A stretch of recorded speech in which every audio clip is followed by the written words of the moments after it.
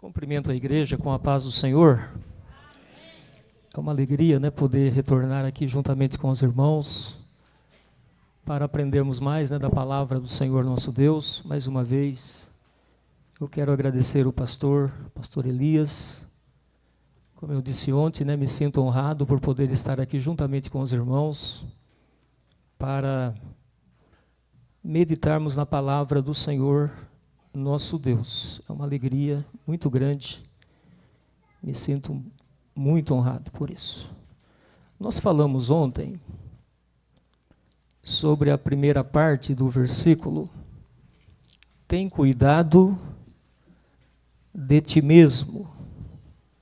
Se o Senhor nosso Deus nos permitir, nos dá graça, nós estaremos então falando desta segunda parte, a doutrina.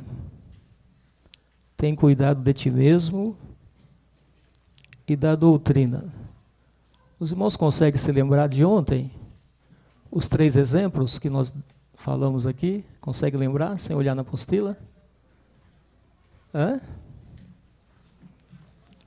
O exemplo de Moisés, o exemplo de Davi e o exemplo de Paulo. Página 13, é isso?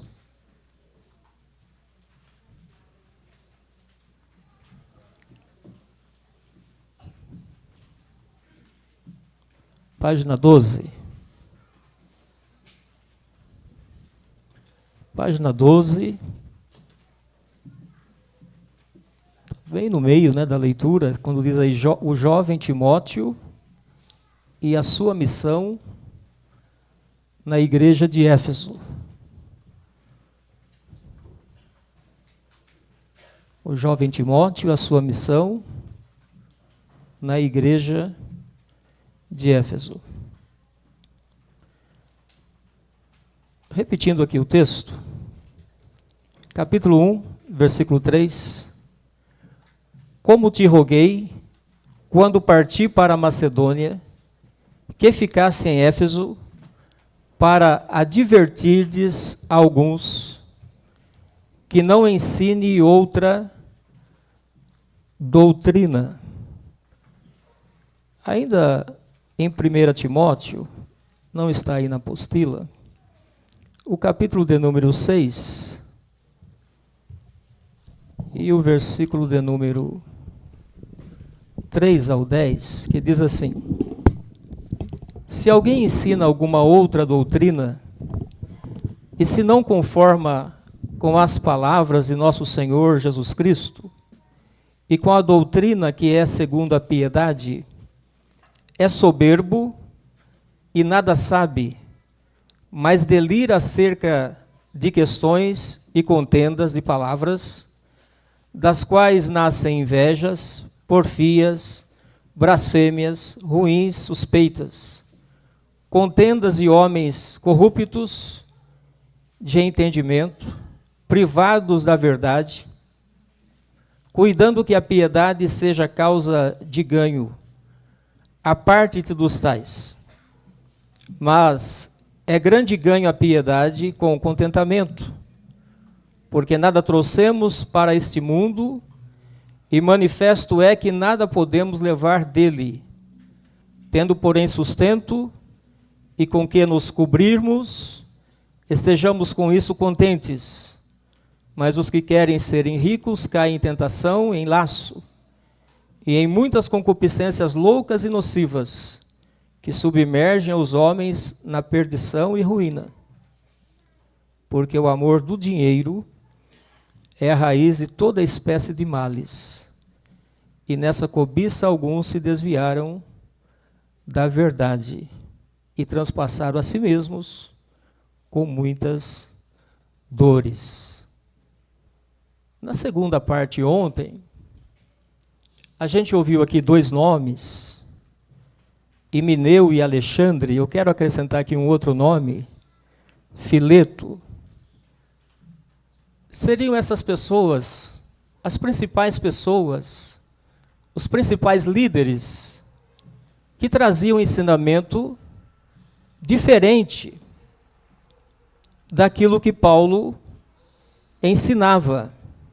Aí na apostila, a doutrina segundo Paulo tem que ser sã, genuína e sem mistura.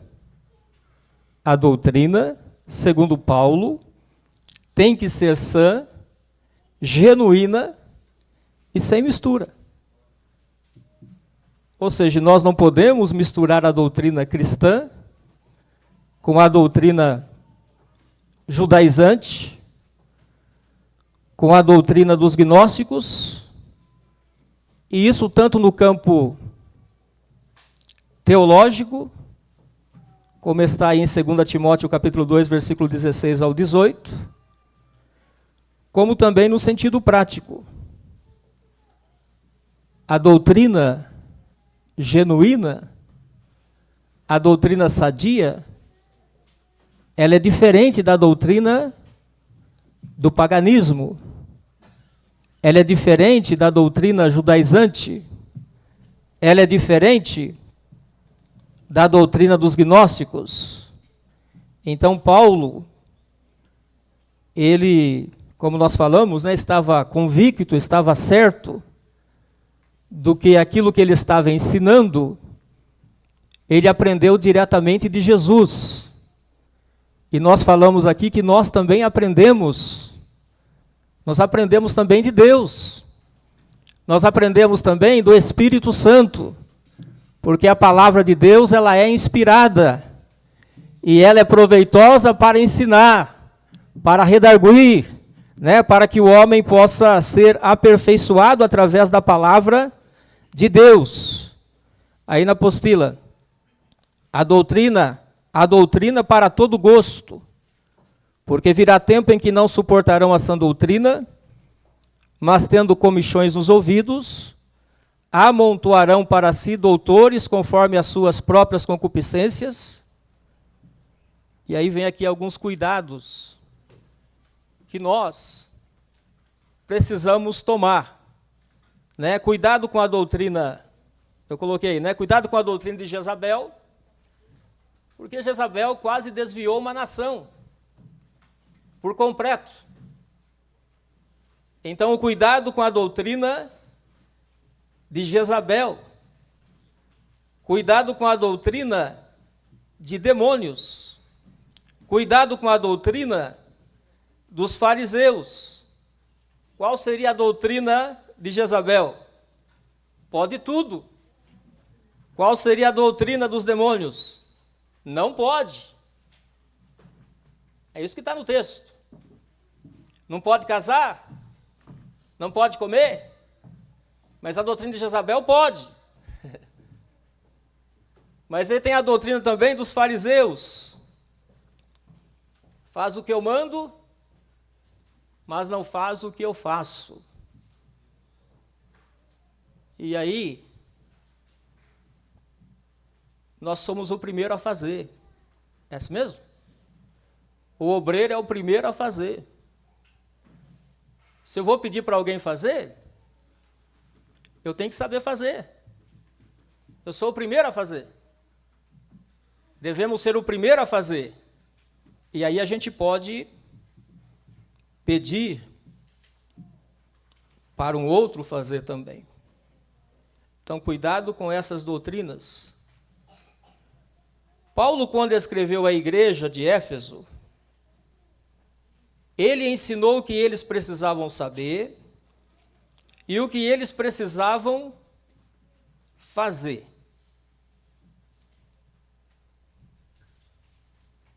Eu peguei aqui o livro de Éfeso, ou a carta de Paulo escrita aos Efésios, para ver o que Paulo ensinou. Porque se Timóteo tinha que ensinar a sã doutrina, eu me preocupei com aquilo que Paulo havia ensinado à igreja de Éfeso. Então Timóteo está em Éfeso, existe um propósito, Paulo quer que ele adverte alguns para não ensinar uma outra doutrina senão a doutrina genuína e sadia. Mas eu comecei a olhar o que Paulo ensinou. O que Paulo havia ensinado? Que a gente aprende com os mais antigos, né? É assim mesmo? A gente aprende com os mais antigos. Aí eu comecei a olhar o que Paulo havia ensinado. Aí, primeiro, Paulo deixou claro a condição dos crentes de Éfeso antes de receber o Evangelho, Efésios 2:12. Sem Cristo, sem Salvador, separados da comunidade de Israel, estranhos ao concerto, sem esperança e sem Deus, andavam segundo o curso deste mundo, andavam segundo o príncipe das potestades, andavam segundo a carne. Essa era a condição dos irmãos da igreja de Éfeso, antes de receber a Cristo, antes de fazer parte da igreja de Jesus. Então isso aqui me despertou, porque isso aqui me ensina a ensinar. Correto? Isso aqui me ensina a ensinar. Como que Paulo se dirigiu à igreja de Éfeso? Que eu entendo que eles estavam correndo dois perigos na época. O perigo de voltar ao paganismo e o perigo da falta de unidade da igreja de Éfeso. Então, o que Paulo vai ensinar a esta igreja? Então, primeiro ele vai mostrar a condição em que eles estavam antes, e depois Paulo também vai falar a respeito dos privilégios. Segunda parte, né? Paulo deixou claro os privilégios que tinham agora como membros do corpo de Cristo. Em Cristo, disse Paulo, ele nos elegeu. Em Cristo ele nos predestinou. Em Cristo ele nos resgatou. Em Cristo ele nos perdoou.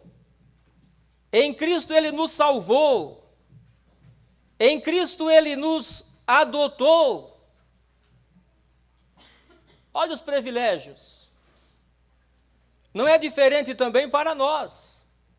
Assim como a igreja que estava em Éfeso era uma igreja eleita, a igreja é eleita em Cristo. Em Cristo nós somos eleitos. Nós não somos candidatos. Nós somos eleitos em Cristo. Em Cristo nós somos sim predestinados, em Cristo. Fora de Cristo não, mas em Cristo somos.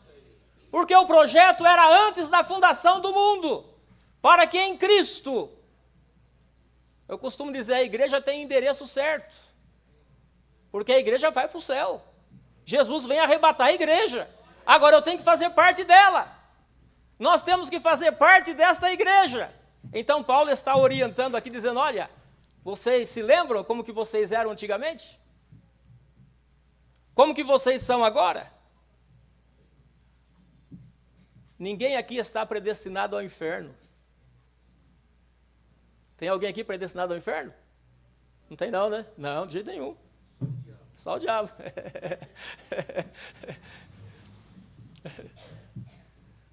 Mas ele não está aqui não, né? Vai para lá.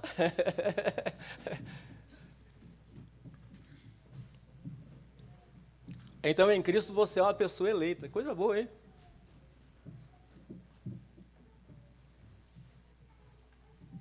Coisa boa. Todos podem ir para o céu. Todos. Deus quer que todos sejam salvos. Deus quer que todos venham ao conhecimento da verdade. Deus quer que todos se arrependam. 3. Depois deixou claro que eles agora faziam parte da igreja de Jesus. Paulo vai doutriná-los no sentido prático. Então, primeiro o que eles precisavam saber, da condição, né? Relembrar a condição que eles eram anteriormente. o que eles estavam sendo no momento, como membros do corpo de Cristo. E agora vem a parte prática. E nessa parte prática, ele vai começar a mostrar o seguinte: como deveria ser a conduta como membro da igreja para manter a unidade? Como? Eu costumo dizer assim, a gente tem que honrar a chamada que a gente recebeu. Não é isso? Honrar a chamada que a gente recebeu. Você foi chamado. Nós fomos chamados. Não é para ser ministro da fazenda. Não. Você foi chamado por Deus para fazer parte do corpo de Cristo. Para ser um obreiro, para ser um servo na casa de Deus. Isso é honra. Não é isso? Isso é uma honra. Paulo começa dizendo assim no capítulo 4, rogo-vos, pois eu, preso do Senhor, que andeis como digno da vocação com que fostes chamados. Honre a sua chamada, honramos a nossa chamada, porque foi Deus que nos chamou. Você é uma pessoa importante. A igreja é importante na terra. E você faz parte, nós fazemos parte dela. Aí Paulo, nesse contexto aqui, vai falar sobre a humildade, a mansidão, longanimidade, suportar uns aos outros em amor, porque há um só corpo, há um só Espírito, há um só batismo, há um só Senhor, há uma só fé. Não tem dois Espíritos Santos, é um só. É o que está em você, é o que está em mim. É o que está na igreja, em todos os lugares. Então, para manter essa unidade, eu preciso de humildade, mansidão. Caso contrário, não tem como manter a unidade da igreja. Não é assim? Não tem como manter a unidade da igreja se não houver em nós humildade, mansidão, longanimidade. Temos que suportar uns aos outros. E não é fácil, não é isso? Suportar uns aos outros, às vezes é difícil.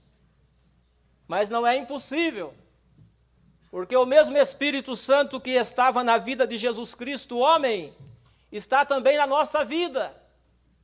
E é Ele, né, irmãos, que opera isso em nós.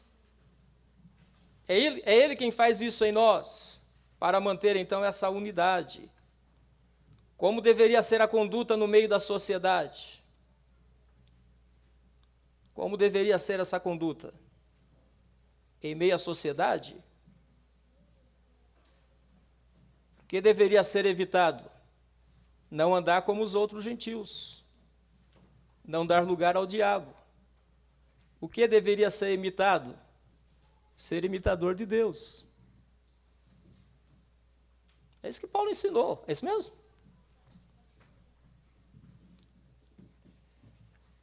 Não andar como os outros. Você vê que se a igreja mantém a unidade, se a igreja, em meio à sociedade, tem uma conduta diferente daqueles que não conhecem a Deus, o que está acontecendo com a igreja? Ela está sendo ornada, ela está sendo enfeitada, ela vai ser diferente. Aí, terceiro, como deveria ser a conduta dos crentes de Éfeso no convívio familiar? Efésios 5, versículo 22 a 6, versículo 9. Aí nós temos o dever do esposo, do marido, o dever da esposa, o dever dos filhos.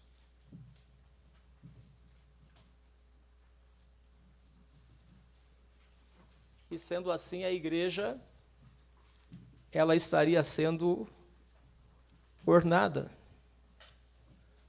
Como deveria ou como deve ser a conduta da igreja que está em luta?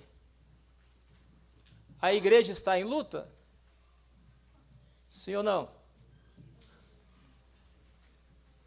Fortalecer em quem? Fortalecer no Senhor. Revestir de toda a armadura de Deus. Resistir firme na fé.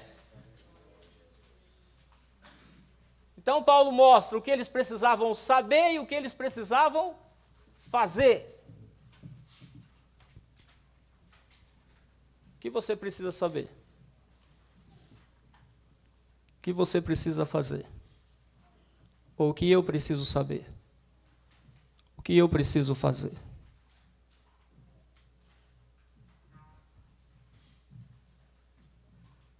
Se eu aprendo o que eu preciso aprender e aprendo o que eu preciso fazer, está completo, não, irmãos? Está completo. Então Timóteo não poderia descuidar. Deveria se apresentar a Deus como obreiro aprovado por Deus. Nós também não podemos ser desaprovados, ainda que somos julgados. Ainda que somos julgados. As pessoas julgam a gente? Julga. As pessoas fazem uma avaliação da sua pessoa? Faz. Faz de mim? Faz. Eu também avalio, eu também. Hoje eu tirei alguns minutos para ficar avaliando. Falei, Jesus, o que será que eu aprontei ontem? Só que o seu julgamento, ou o meu julgamento, não vai valer nada. O que vai valer é o julgamento de Deus. Nós temos que ter a aprovação de Deus. Eu preciso da aprovação de Deus. Nós precisamos da aprovação de Deus. Se nós tivermos a aprovação de Deus, não importa o que as pessoas dizem. Nem importa o que você pensa de você mesmo. O importante é Deus. E Deus está olhando o nosso trabalho. Deus está observando o nosso dia a dia. Deus conhece o nosso deitar, o nosso levantar. Deus sabe de tudo que praticamos durante o dia. Sabe de todas as coisas. Então nós temos que ter esse cuidado. Temos que ter esse cuidado. A igreja que nós congregamos, precisa saber do quê?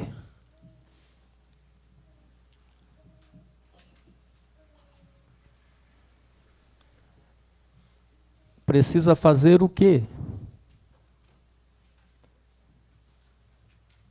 Eu me converti numa igreja herética, eu fui unitarista. Por 2 anos, quase 3 anos. Graças a Deus. Me converti numa igreja unitarista. E olha que eu era muito crente.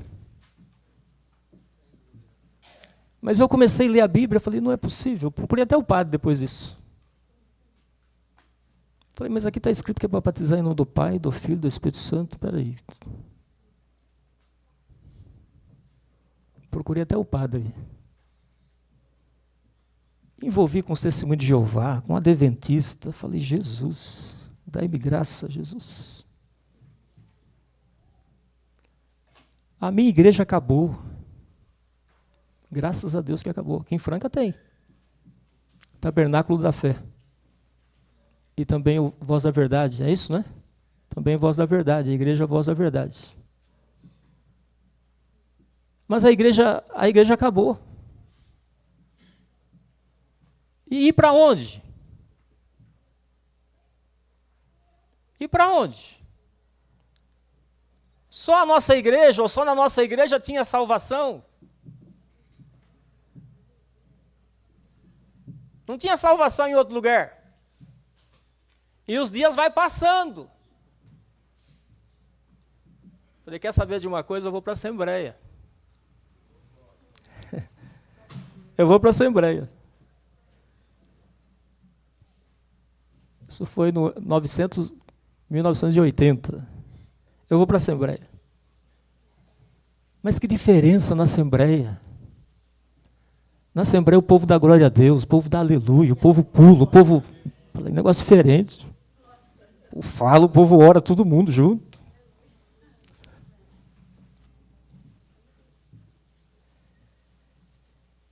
Irmãos, quando a gente está doente, você tem que tomar o remédio, mesmo que seja amargo. E era amargo para descer. Porque a gente, com muito pouco conhecimento, mas a gente estava pronto para debater com as outras pessoas, e agora está lá na Assembleia. Mas o Senhor nos deu graça. O Senhor foi abrindo a mente, abrindo o coração. E a gente passou a ter o conhecimento da verdade. Por que a gente teve esse problema com a Adventista? Por que a gente teve esse problema com o Testemunho de Jeová? Porque a igreja acabou, cada um foi para um lado. Um foi para a Assembleia, outro foi para a congregação, outro foi para a Adventista, outro foi para o Salão do Reino. E a gente, com a amizade que a gente tinha, a gente passou a... Isso ajudou. Porque a gente passou a estudar, a ler a Bíblia, a ler a Palavra de Deus.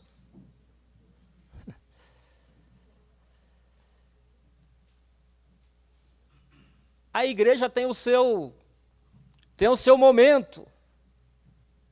Em cada momento da igreja, uma dificuldade. Em cada momento da igreja, uma dificuldade.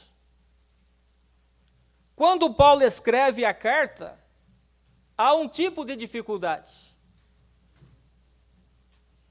O perigo de voltar ao paganismo, o perigo de romper com a unidade, e Paulo vai escrever.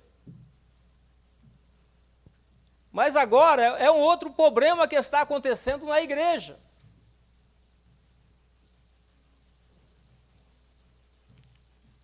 Lá tem algumas pessoas ensinando doutrinas diferentes.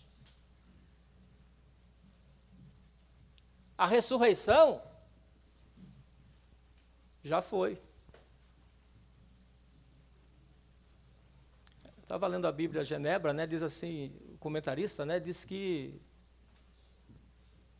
acreditava que a ressurreição seria apenas um sentido espiritual. Quando a gente lê a carta aos Coríntios, né, aí Paulo está falando, se você esperar em Cristo somente nessa vida, somos os mais miseráveis. Então aquela doutrina era errada. Combater essas doutrinas erradas na igreja, até hoje no sentido local, é mão de obra. É mão de obra.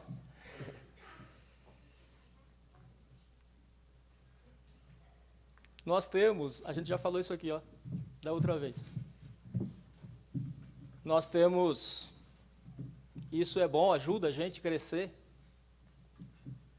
Nós temos essa liberdade, os crentes na Assembleia têm essa liberdade de falar, de testificar, não é isso? A gente tem a oportunidade de falar. O pastor confia a gente o microfone e não sabe o que vai sair. E se sair alguma doutrina herética, aí o pastor vai se virar depois.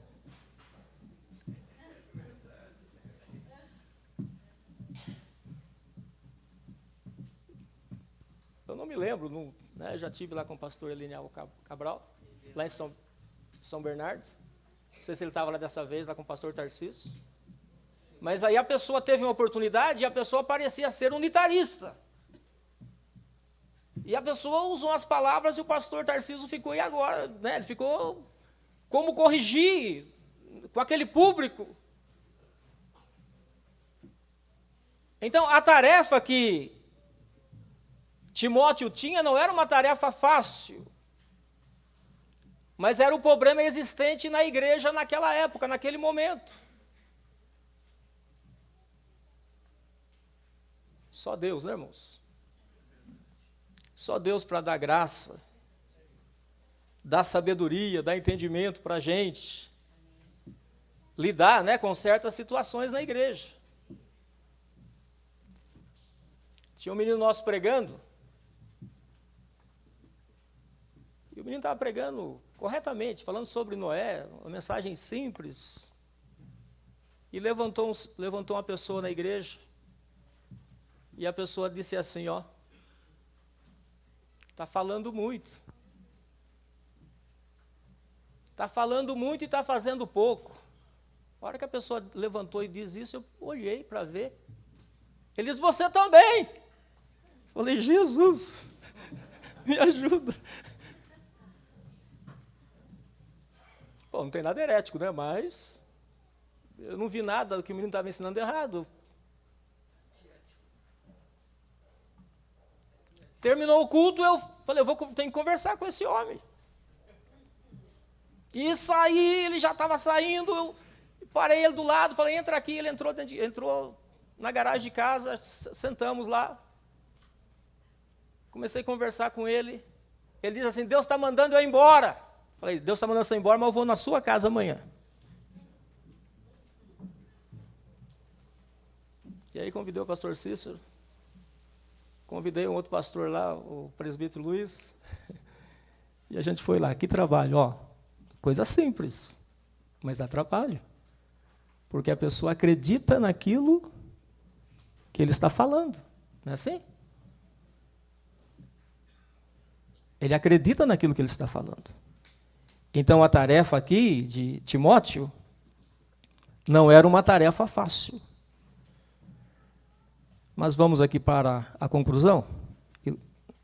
Conclusão.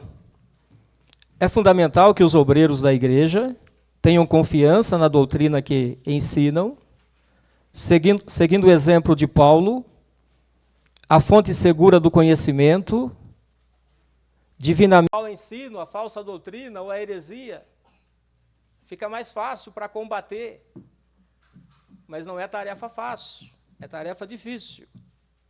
Mas como nós falamos aqui, o dono da obra é Jesus. A igreja tem dono. A igreja tem dono. Os falsos mestres interpretavam de modo incorreto a lei de Deus.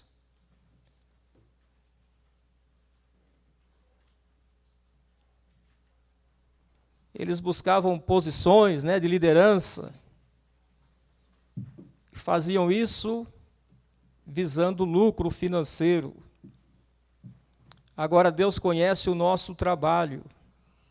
Deus conhece o seu trabalho. Haverá uma recompensa de Deus. Deus nos dá de graça, mas Deus paga tudo o que a gente faz.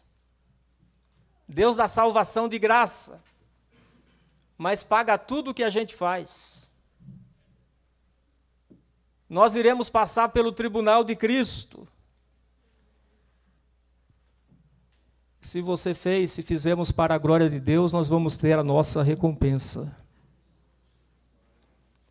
Agora, não perca o seu primeiro amor. Não percamos o nosso primeiro amor. Jesus não conhece apenas o nosso trabalho. Ele não vê apenas aquilo que a gente faz. Ele vê como a gente faz. Ele vê lá o nosso coração. Ele vê lá o nosso interior. Não é isso? Ele vê lá o nosso interior. Então, quando manda escrever, Jesus manda João escrever, a igreja de Éfeso. Jesus disse, escreve aí, tenho contra ti, que deixaste o teu primeiro amor, a primeira caridade. Está fazendo bastante, está trabalhando muito, mas deixou o primeiro amor. Como é bom fazer com amor. Como é bom fazer com amor, não importa o que você faça. Você sabe o que eu faço? Você acha que eu só prego? Não, eu limpo o banheiro, eu limpo a igreja, eu limpo casa, eu lavo roupa. Não importa o que você faz. Você precisa fazer com amor, porque você está fazendo para Deus. A obra que você está fazendo é muito inferior à que Cristo fez por você na cruz do Calvário. Tem cuidado de ti mesmo e da doutrina. Persevera nestas coisas, porque salvará tanto a ti como os que te ouvem. Agora, O trabalho de Timóteo é muito inferior ao trabalho que Cristo fez. O trabalho que eu faço, o trabalho que você faz, é muito inferior ao que Cristo fez por nós na cruz do Calvário. Por que que a doutrina tem que ser sadia? Por que que a doutrina tem que ser sã, genuína? Porque a graça traz salvação para nós. Ela traz salvação a todos os homens. Então, uma vez que essa graça traz salvação a todos os homens, a sã doutrina tem que ser aplicada e tem que ser vivida. Que Deus nos guarde. Que Deus nos ajude. A graça traz salvação. A graça ensina o homem a abandonar a impiedade. A graça inspira esperança para a glória. Por isso, Paulo disse a Timóteo, disse a Tito, sã doutrina. Ensina as pessoas idosas, ensina as pessoas novas, ensine até mesmo os servos, para que a igreja possa ser ornada, bonita. A igreja bonita é a igreja doutrinada. Essa é a igreja bonita. Estamos doutrinados? Se estivermos doutrinados, está chegando a hora. Jesus vai voltar. E Ele vem buscar a sua igreja. E a igreja é diferente. Não é isso? A igreja é diferente. Como que estava vestida a grande prostituta do Apocalipse? Como que estava vestida a noiva? Diferente. Ornada com a sã doutrina. Que Deus nos guarde. Que Deus nos ajude. Cada vez que você for orar, ore para os pastores. Ore. Apresente a Deus. Para que o Senhor nos dê graça. Quem está lá em cima e quem está lá na ponta. Que a graça de Deus possa estar sobre nós. Para que não venhamos ser reprovados por Deus. Que possamos chegar no céu e que a igreja que nós pastoreamos possa também chegar lá no céu, lá na glória. Posso orar, pastor? Nos colocamos em pé. Quero agradecer a Deus por esse